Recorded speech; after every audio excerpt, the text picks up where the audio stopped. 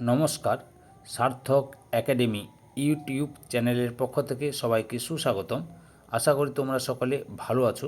আমি তোমাদের জন্য এই ভিডিওটিতে তুলে ধরছি 2027 সালের মাধ্যমিক পরীক্ষার্থীদের তথা 2026 সালের দশম শ্রেণীর ছাত্রছাত্রীদের জন্য রায় ও মার্টিন প্রশ্নবিচিত্রার ভলিউম 2 থেকে টেস্ট এক্সামিনেশনের জন্য ভূগোলের 4 নম্বর মডেল স্কুলের প্রশ্নপত্রের সেটটির সম্পূর্ণ সমাধান করছি। তার আগে তোমাদের কাছে অনুরোধ, তোমরা ভিডিওটি না টেনে পুরোটা দেখো। ভিডিওটি কেমন লাগলো কমেন্ট করে জানিও। ভিডিওটিতে লাইক দাও এবং শেয়ার করো, এবং চ্যানেলে নতুন হলে চ্যানেলটিকে সাবস্ক্রাইব করে চ্যানেলের সঙ্গে যুক্ত হয়ে যাও। আলোচনা শুরু করছি। 1177 নম্বর পেজের 4 নম্বর মডেল কোশ্চেন পেপার সেটটি সম্পূর্ণ সমাধান করছি। তোমরা পুরো ভিডিওটি লক্ষ্য করো। বিভাগ কয়ে 9 দাগে বিকল্পগুলি থেকে সঠিক উত্তরটি নির্বাচন করে লেখো। 1.1 যে প্রক্রিয়ায় ভূমিভাগের উচ্চতা বৃদ্ধি পায় তাকে বলে অপশান গয়ে আরোহণ। 2 নম্বরে নদীর গতিবেগ 2 গুণ বৃদ্ধি পেলে তার বোঝা বহনের ক্ষমতা বাড়ে। অপশান ঘয়ে 64 গুণ। 3 নম্বরে বায়ুমণ্ডলে যে গ্যাসীয় উপাদানটি সবচেয়ে বেশি আছে তা হলো অপশান কয়ে নাইট্রোজেন। 1.4 পৃথিবীর অ্যালবেডোর পরিমাণ প্রায় অপশান গয়ে 34%। 5 নম্বরে ভারত মহাসাগরে একটি উষ্ণ স্রোত যেটি মৌসুমী স্রোতে পরিণত হয় তা হলো অপশান ঘয়ে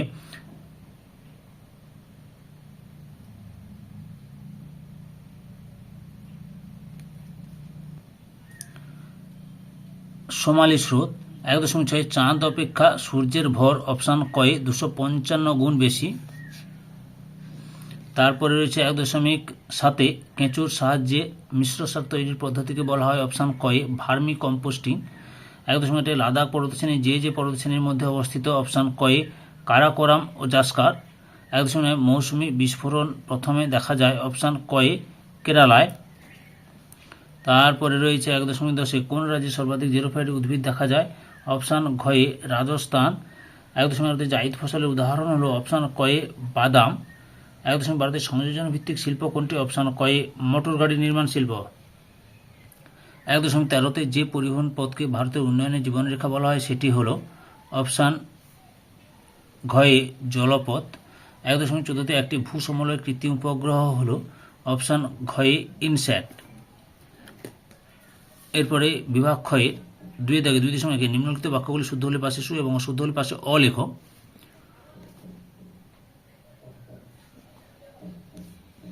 প্রথমে রয়েছে মরু অঞ্চলে অবশিষ্ট পাহাড়কে এনসেলবাজ বলে, শুদ্ধ।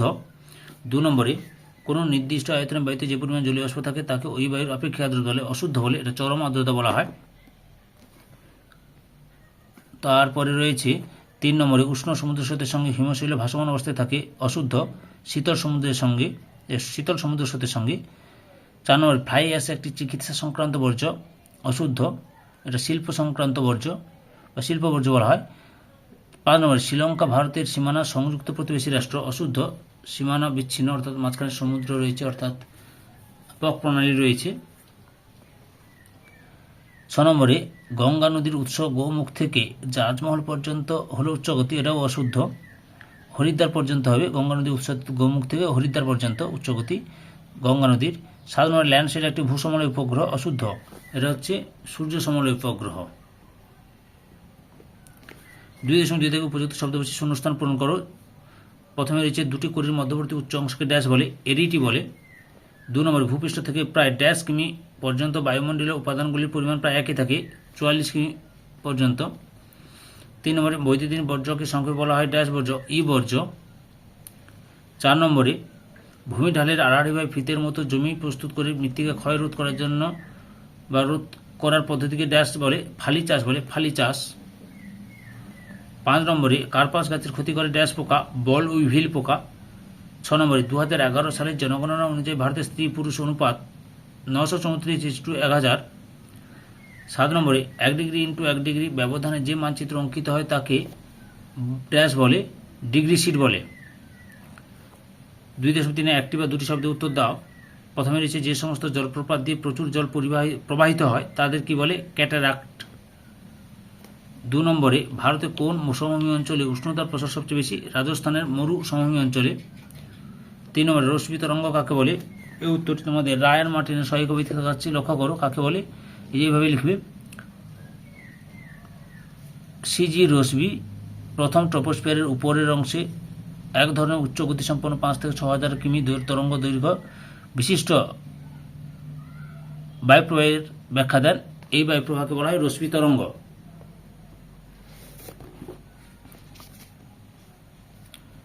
4 নম্বরে জোয়ারের স্থানের কত ডিগ্রি কোণে ভাটা হয়? 90 ডিগ্রি কোণে। 5 নম্বরে বিওডি এর পুরো অর্থ কি? Biological oxygen demand. 6 নম্বরে কোন শক্তিশালী ক্রান্তীয় ঘূর্ণিঝড়ের প্রভাবে 2020 সালে দক্ষিণবঙ্গে ক্ষতিগ্রস্ত হয়েছিল? আমফান। তারপরে 7 নম্বরে ম্যানগ্রোভ উদ্ভিদের ক্ষেত্রে কোন ধরনের অঙ্কুরোদ্গম লক্ষ্য করা যায়? জরায়ুজ অঙ্কুরোদ্গম। 8 নম্বরে ন্যাশনাল রিমোট সেন্সিং সেন্টার এর সদর দপ্তরটি কোথায় অবস্থিত? হায়দ্রাবাদে। তারপরে হচ্ছে 2.4 বাম দিকের সঙ্গে ডান দিকগুলি মিলিয়ে লেখো। K2 কারাকোরাম পর্বত, সিরোজিম মিলেট চাষ হয়, প্রধান মিলেট গবেষণা কেন্দ্র হায়দ্রাবাদে অবস্থিত, আর ভারতের ব্যস্ততম বিমানবন্দর দিল্লি। বিভাগ গয়ের 3 দাগের নিচের প্রশ্নগুলির সংক্ষিপ্ত উত্তর দাও। 3.1 বহির্জাত প্রক্রিয়া কাকে বলে? এই প্রশ্নের উত্তরটি তোমাদের রায়ান মার্টিনের সহায়িকা বই থেকে দেখাচ্ছি। 9 নম্বর পেজে রয়েছে।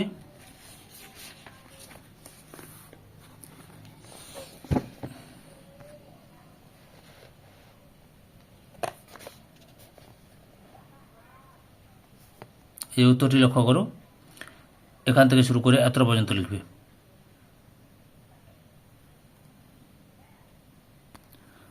অথবাতে রয়েছে প্লাবন সমভূমি কি? উত্তরটি দেখো, প্লাবন সমভূমি কাকে বলে?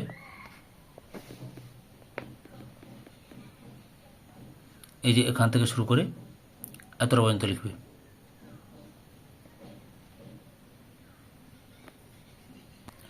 3.2 তাপ বিষুব রেখা কাকে বলে? উত্তরটি দেখো, তাপ বিষুব রেখা কাকে বলে? এখান থেকে শুরু করে এতটা পর্যন্ত লিখবে।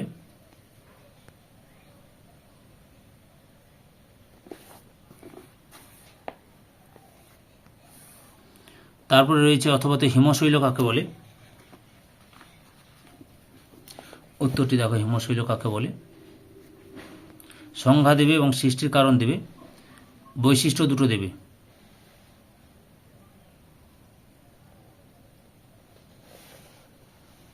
আর গুরুত্ব একটা দিতে পারো, নাও দিতে পারো, কোনো অসুবিধা নেই।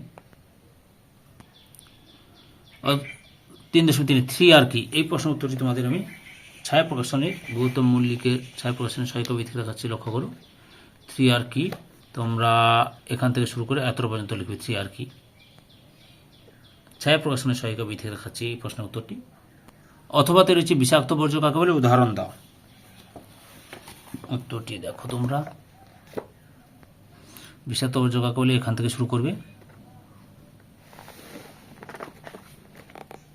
দিয়ে তোমরা এতটা পর্যন্ত লিখবে। 3.4 রয়েছে দূর বলতে কি বোঝো? এই প্রশ্নের উত্তরটি রায়ান মার্টিনের সহায়িকা বই থেকে দেখাচ্ছি। দূর বলতে কি বোঝো?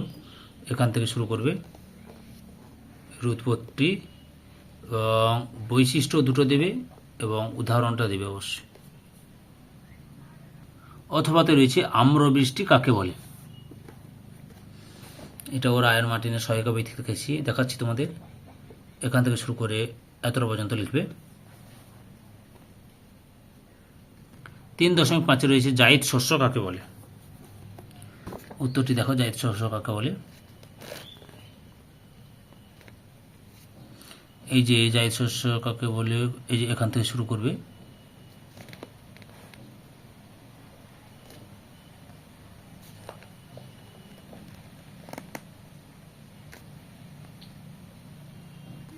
অথবাতে রয়েছে আউটসোর্সিং কি? উত্তরটি দেখো তোমরা, আউটসোর্সিং কি? রায়ান মার্টিন সহায়িকা বই থেকে দেখাচ্ছি। এখান থেকে শুরু করবে, দিয়ে তোমরা এতটা পর্যন্ত লিখবে। 3.6 ভূবৈচিত্র্য সূচক মানচিত্রের সংজ্ঞা দাও। উত্তরটি দেখো তোমরা, এই যে এখান থেকে শুরু করবে, দিয়ে তোমরা এতটা পর্যন্ত লিখবে। অথবাতে রয়েছে পিক্সেল কাকে বলে? উত্তরটি দেখো, পিক্সেল কাকে বলে? এই যে এখান থেকে শুরু করবে, পরপর দেখে নাও, দিয়ে এতটা পর্যন্ত লিখবে। বিভাগ ঘয়ের 4 দাগে সংক্ষিপ্ত ব্যাখ্যামূলক উত্তর দাও। 4.1 অবরোহণ ও আরোহণ প্রক্রিয়ার মধ্যে পার্থক্য লেখো। উত্তরটি দেখো তোমরা, অবরোহণ এবং আরোহণের মধ্যে পার্থক্য।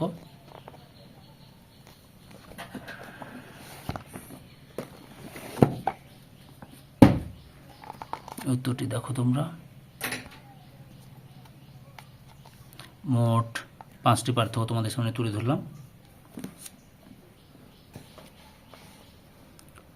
এরপরে অথবাতে রয়েছে উষ্ণ ও শীতল সমুদ্র স্রোতের পার্থক্য লেখো।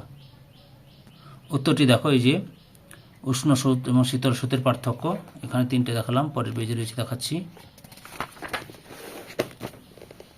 এই যে মোট তোমাদের সামনে তুলে ধরলাম 9টি পার্থক্য, তার মধ্যে যে কোনো 3টি বা 4টি ভালোভাবে লিখে নেবে।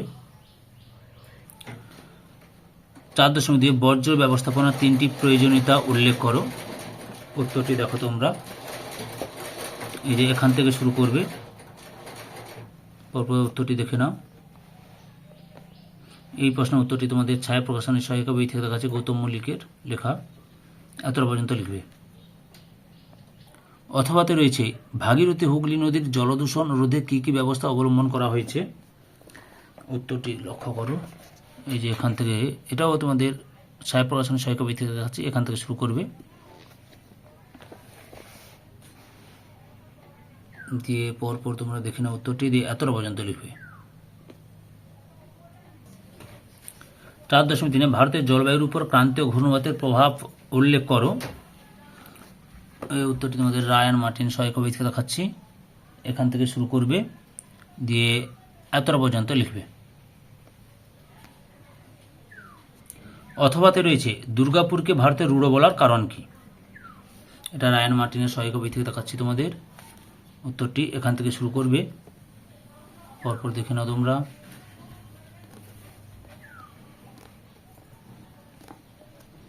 এতটা পর্যন্ত লিখবে।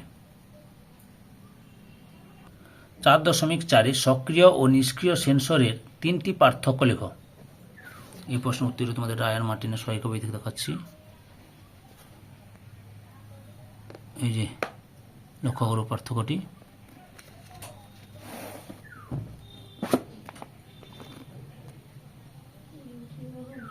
অথবাতে রয়েছে উপগ্রহ চিত্র ব্যবহারের 3টি সমস্যা লেখো।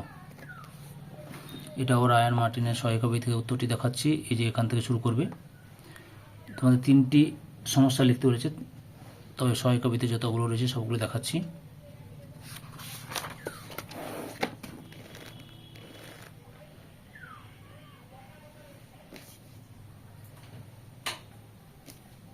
এতটা পর্যন্ত আছে। বিভাগ মর 5-এর দাগে 5.1 নিম্নলিখিত প্রশ্নগুলি থেকে যে কোনো 2টি প্রশ্নের উত্তর দাও। প্রথমে রয়েছে হিমবাহের সঞ্চয়জাত ভূমিরূপ চিত্র সহ ব্যাখ্যা করো। উত্তরটি দেখো তোমরা, এই প্রশ্নের উত্তরটি তোমাদের রায়ান মার্টিনের সহায়িকা বই থেকে দেখাচ্ছি, এই যে এখান থেকে শুরু করবে, পর উত্তরটি দেখে নাও। তোমাদের বইয়ের সঙ্গে পেজ নাম্বার নাও নিতে পারে, বইটি নতুন যেহেতু, তাই তোমরা আগে পিছিয়ে পেজ নাম্বারগুলো দেখে নেবে। অবশ্যই উত্তর দেওয়া আছে সহায়িকা বইতে, রায়ান মার্টিনের সহায়িকা বই থেকে। এতটা পর্যন্ত লিখবে। তো 2 নম্বরে রয়েছে বায়ুর অবঘর্ষজনিত যে কোনো 3টি ভূমিরূপে চিত্রসহ বিবরণ দাও।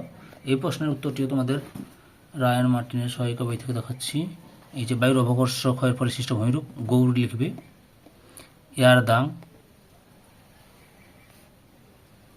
তারপরে জিউজ্ঞান। যে 3টে ভূমিরূপ লিখতে বলেছি, আমি এখানে 4টা ভূমিরূপ দেখাচ্ছি, তার মধ্যে যে কোনো 3টি তোমরা লিখে নেবে। এনসেলবার্জ, এই 4টি ভূমিরূপ সম্পর্কে তোমরা আলোচনা করবা, লিখবে। এতটা পর্যন্ত রয়েছে। 3 নম্বরে রয়েছে মানুষের ক্রিয়াকলাপ পৃথিবীর সৌরপর্দা বিনাশের অন্যতম প্রধান কারণ, যুক্তিসহ ব্যাখ্যা দাও। উত্তরটি লক্ষ্য করো, এটাও রায়ান মার্টিনের সহায়িকা বই থেকে দেখাচ্ছি, এখান থেকে শুরু করবে।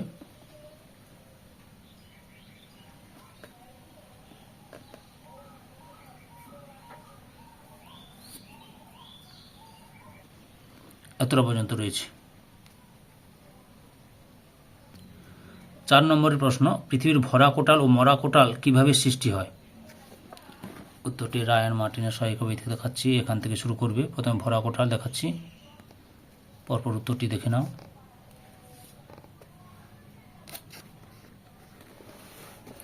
ছবিটাও আঁকার চেষ্টা করবে। এই ছবিটা দেওয়া আছে।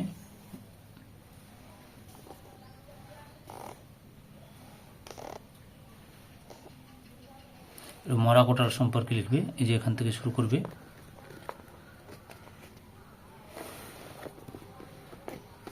এই ছবিটা আঁকবে, বৈশিষ্ট্য দেবে, আর এই ছবিটাও আঁকবে, এতটা পর্যন্ত লিখবে। 5.2 দাগে নিম্নলিখিত প্রশ্নগুলি থেকে যে কোনো দুটি প্রশ্নের উত্তর দাও। একে রয়েছে ভারতের পশ্চিম হিমালয়ের ভূপ্রকৃতির সংক্ষিপ্ত বিবরণ দাও। পশ্চিম হিমালয়ের ভূপ্রকৃতি তোমরা এখান থেকে শুরু করবে। রায়ান মার্টিন সহায়ক কবি থেকে প্রশ্নের উত্তরগুলো দেখাচ্ছি তোমাদের। উত্তরটি এতটা পর্যন্ত লিখবে। আগের ভিডিওগুলো দেখতে চাইলে আমার চ্যানেলের প্লে লিস্টে গিয়ে দেখে নাও, না হলে এই ভিডিও ডিসক্রিপশনে তার লিঙ্ক দেওয়া আছে, ওখানে ক্লিক করে দেখে নিতে পারো। 2 নম্বরে রয়েছে উত্তর ভারতের নদীগুলির বৈশিষ্ট্য লেখো। এই প্রশ্নের উত্তরটি তোমাদের রায়ান মার্টিনের সহায়ক কবি থেকে দেখাচ্ছি। এখান থেকে শুরু করবে।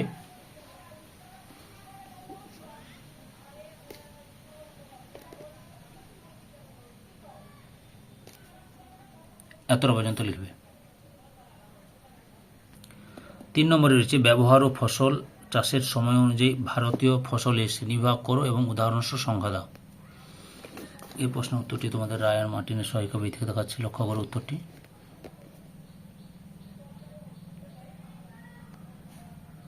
এই যে এখান থেকে শুরু করবে।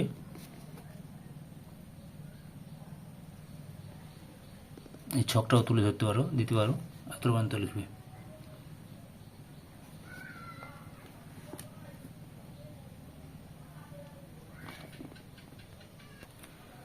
4 দাগে রয়েছে ভারতের জনসংখ্যা বৃদ্ধির প্রধান প্রধান কারণগুলি আলোচনা করো।